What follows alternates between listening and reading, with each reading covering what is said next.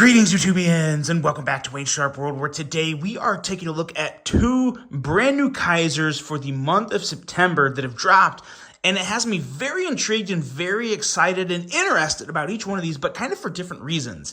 We have a new model to the X series, which is supposed to be Kizer's highest premium line of knives. Supposed to be. And then we have this guy here, which is to the Bladesmith series, which is what I still consider to be very much premium, but not quite X series. It's kind of like Vanguard, Bladesmith, X series, I guess, is kind of how they're working this. We got a lot to talk about in this video, so let's get right into it. I do want to thank you guys for tuning in today. If you like what you see, do me a huge favor. Hit that subscribe button, follow along. I'm going to continue to bring you the content, and Kizer especially. Kizer is one of probably three companies that, in my opinion, have really ramped it up this year, even more so as in some past years, which says a lot for Kizer because they've had some huge years. Let's get into it. Let's take a look at this one here first. We're going to do kind of a overview and a review. This is the Pioneer X series. Now, as you guys know, the Pioneer is not a brand new version, not a brand new model, I should say. We've seen the Pioneer before. I've reviewed the Pioneer. I really like the Pioneer. Especially this version here. Really do enjoy that stonewashed, nice, just, you know, I wouldn't say generic because this drop point blade has a little more something to it. Not quite your everyday drop point, just where the tip's placed and a little bit of the lines. I think it looks really good. Love these thumb studs. But this is the budget version. This is well under $100. I can't remember exactly what price it's coming in at. But this version here, first of all, you get hit with the pouch right away, which I've never seen before in a Kizer. I don't even think the first X series came in a pouch. And if it did, I just completely forgot. But I'm digging this. This is a much nicer pouch than I've remembered in the past from any Kizer knife. Open it up, and here we go. And you got stuff, too. You got a padding, and then there's also, there's some extra parts here. What is this again? Yeah, it's got an extra pivot. Looks like just an extra pivot. Extra pivot and a screw in there. So we'll keep that in there. I personally have had really good experience with Kizer parts. I've stripped very few of their screws. I'm sure I've stripped a couple. I'm not trying to say I never have. I'm sure I've stripped some, but I've had good luck with them in the past. Just for the sake of space on the table, let's get this stuff cleared up. We'll get this one off and over to the side here. And let's take a look at this version. There is a difference. I do want to say right off the bat, I'll move this up here for now. There is a noticeable difference. Now, I don't know if that difference justifies the price. We'll touch on that. So here's the side-by-side of the budget and the X series. One of the big things I'm looking at here is the clip. I got something to say about that clip. But definitely a more substantial premium feel in hand with this version. Quick specs here, overall length of 7.43 inches, blade length of 3.2 inches, blade thickness at 140 thousandths, so thicker than average. M390 steel with a beautiful DLC finish. You kind of have those satin flats, and there is. It's a stonewash grind with satin flats. It's kind of hard to show in the there. That shows it. That shows it. Yeah, that DLC, that satin flat DLC, that gets me every stinking time. And Kizer does a really good job of that. Flat grind on the blade with a 4.23 inch handle length. We have titanium and carbon fiber. They're calling it marbled carbon fiber, but to me, I would definitely call that not marbled. What is the word that is escaping me? Shred carbon fiber. It's kind of in the middle, really. There's a little bit of marbling going on, but I think for all intents and purposes, I would lean towards shred carbon fiber. But nonetheless, still very nice carbon fiber. Feels great in hand.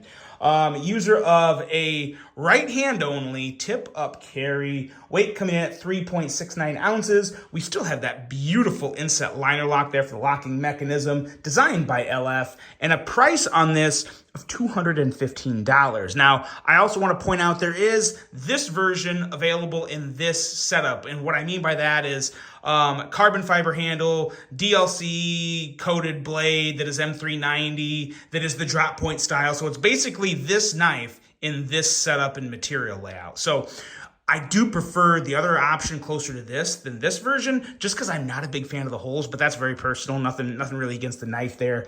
The only two issues I have with this knife, and again, $215. I did not say $250. If I did, I apologize. It's $215. My issue is more my confusion here, because X series is supposed to be top of the line, like as premium as it gets for Kizer. At least that's the way it was explained to me. Maybe I misunderstood him, but I do have a bit of an issue with the clip here. It's just kind of a stamped, bent clip. Not a bad clip. I just carried this knife today. It's not a bad clip. It works fine, but for the money, I would definitely like to see a 3D milled clip, something like what we see here on the Staffy. I think this looks good. I think it feels good. And maybe something, maybe even in that design, just milled to where the back end wasn't bent. Maybe it was, it was a 3D milled clip to this shape. I don't know. Something to add a little more value back there, because they're definitely, kind of padding their margin, I think, with this clip here. I don't hate the clip. I'm just trying to make it make sense, because if this is supposed to be the most premium Kizer, I'm not getting the most premium vibes. I'm getting very premium vibes, don't get me wrong.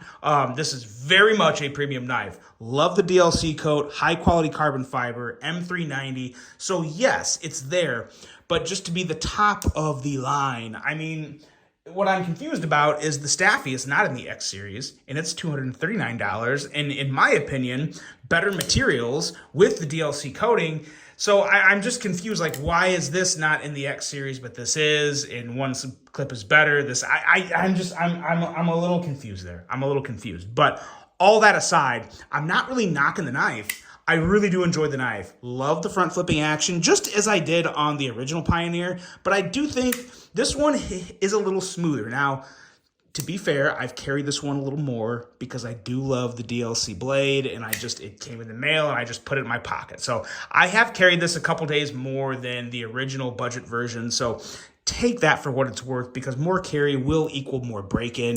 So this could break in to be just as nice as this. There's too many knives and not enough time, guys. But I just wanted to kind of give you my opinion there on this piece. I think the price is actually relatively fair. If this was $250, I'd have a problem. $215, I don't know how much of a real deal you're getting, but you're getting a really good knife. Still really good ergos, great action. I think a pretty attractive design. As much as I love the clip design, I wish the back end there was, maybe milled, or a milled clip, just to get you a little more bang for your buck there. But at the same time, it makes it kind of easy to pull it out of the pocket. So you guys tell me, what do you think of this? What do you think of the Pioneer? I know it's sold well. I've had a lot of people talk about how they like the Pioneer in general. But what do you think of this premium version? Did they need to do this? Or were they good with what they already had? Because they already had a kind of premium version and a budget version. They kind of just made the ultra premium version. So I don't know. That is the newest version of the Pioneer X series, though. And now it's time to get into a brand new model that has released. And I was impressed by this. I had some doubts. This here is the Trestle. Now, I've had a couple people, the moment Kizer showed pictures of this, I had a couple people ask me, "Oh, Wayne, you're going to review this, right?" Yes, I am. I'm just getting to it. I've been insanely busy the past couple weeks. But look at this. We are looking at a slip joint. Comes with its own leather slip. Now, it was not put in the slip. I've had this out of the box. I put this in here just to kind of break in the slip, to get it ready, because I will be carrying this. I have not carried this yet. I have just kind of used it around the house, and technically I've carried it around the house, but I haven't really EDC'd it yet. So take that for what it's worth. But let's pop this thing open. Note the pole there. Some nice sounds on the walk and talk. The walk and talk sounds crisp. Sounds very on point. It's pretty good.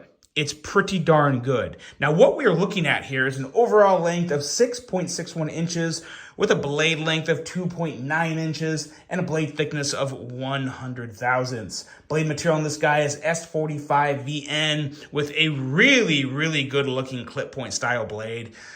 I'm starting to just come to the conclusion that clip point blades are the best blades for slip joints. I think it just kind of, for me, it just works with the nostalgia of a slip joint. It just looks so damn good. Let's see, did I mention S45VN blade? Yeah, S45VN clip point blade, flat grind here on the blade, so there's no hollow grind, not the end of the world. We have a handle length of 3.71 inches, handle material of titanium and carbon fiber as well.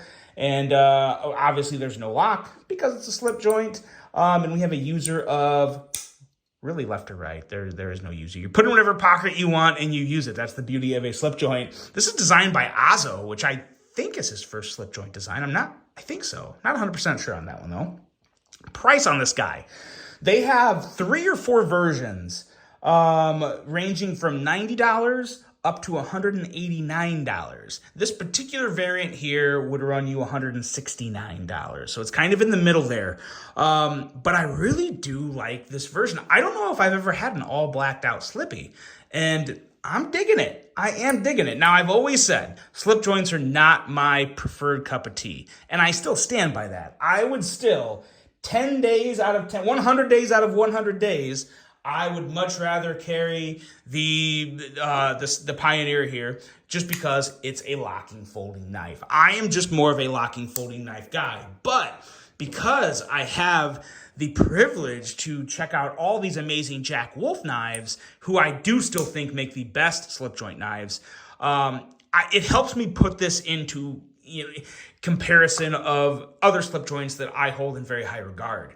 And I can tell you first thing, this is not the level of Jack Wolf, only because in terms of fit and finish, it's actually really good. I don't have any issues with the fit and finish whatsoever. The differences here between this slip joint and a Jack Wolf knife slip joint is, first of all, of course, the pull. The walk and talk on a Jack Wolf knife it's a strong walk and talk. The pull it's a heavy pull. This is not a light pull. I mean, you can hear that stopping point. It's got some snap and some strength to it. It's just not as strong as a Jack Wolf knife. I would put this somewhere in between your average slip joint and a Jack Wolf knife. I think it's a little stronger than average, but I don't think it's anywhere close to a Jack Wolf knife in terms of the strength on the pull. In terms of the blade grind, you have a flat grind. Now, we all know, and this is no surprise to anyone, I've said it before, Kizer does a phenomenal job on blades in general and basically any grinds in general. So this has a great blade. It's just not that deep, hollow grind coming down to 13 thousandths like you see on so many Jack Wolf knives. This is kind of more just your average, 17, anywhere from probably 16 and a half to 18 thousandths behind the edge. But again, that's plenty good enough. At the end of the day, that's going to work just fine for an EDC. We're really, splitting hairs here. But overall, in terms of a premium slip joint offering from Kizer, again, keep in mind, I base a lot on the walk and talk and value because the walk and talk is very important. I want enough of a strength here at the pivot to keep it from being real easy to where, I mean, obviously you can, I'm pushing pretty hard and yes, it's moving, but I'm not worried. Like if I'm pushing this hard, there's no chance of it closing on me. Like it has some nice resistance as you push in. Like as I start to push, the resistance gets stronger as I push there. So I like it. I really, really like the walk and talk. I like the strength of the pull as well as the push back in. I think it's really good. Ergos kind of go without saying. Ergos are awesome on this.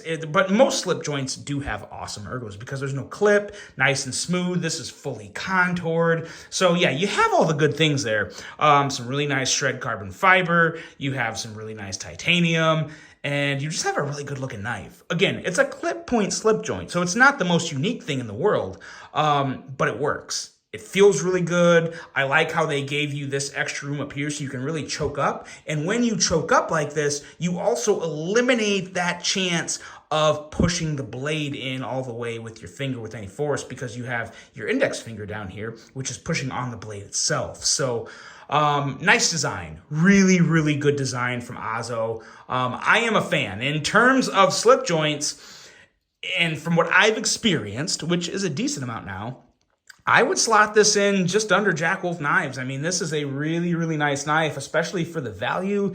You know, you're looking at $169 on this guy. That's really good when you compare it to Jack Wolf. Again, different level of slip joint in my opinion, but still, for $169, you're getting a lot of knife for a slip joint. That's the biggest compliment I can give it, is you're getting a lot of knife for the price, of the design, the materials, the overall walk and talk. I really like it. Can't say I love it because there's very, very few slip joints, if any, that I truly love, like hardcore love. But I really do like this one. It's a good knife. I think if you like slip joints and you appreciate Kizer quality, I don't think you'd be disappointed with this. And keep in mind, there's a 14C28N version available as well for $90. That's probably going to be more of the go-to for a lot of people. But if you like the premium slip joints, by all means, I would not hesitate on this one bit. I'd recommend pulling the trigger. You kind of know what you're getting into already with Kizer at this point. So, and again, the slip joint, the slip it comes with, very nice slip. Has a little strap back here. You can put that on your belt, so you can carry it on your belt or in your pocket. Really, really nice slip joint, and it smells like leather. It is definitely some, I would think, pretty good leather based off the smell. Really big fan of this as well. So really nice offering for the price. And then we have the Pioneer back on the table. That's a recap of today, guys. Let me know what you think of this. I have a few more Kizers to bring at you later in the week. But all in all, Kizer is cooking, guys. Really, really good stuff from one of my favorite brands in the industry. Hope you enjoyed this one. Hope you have a great rest of your day. And until the next one, I'm out.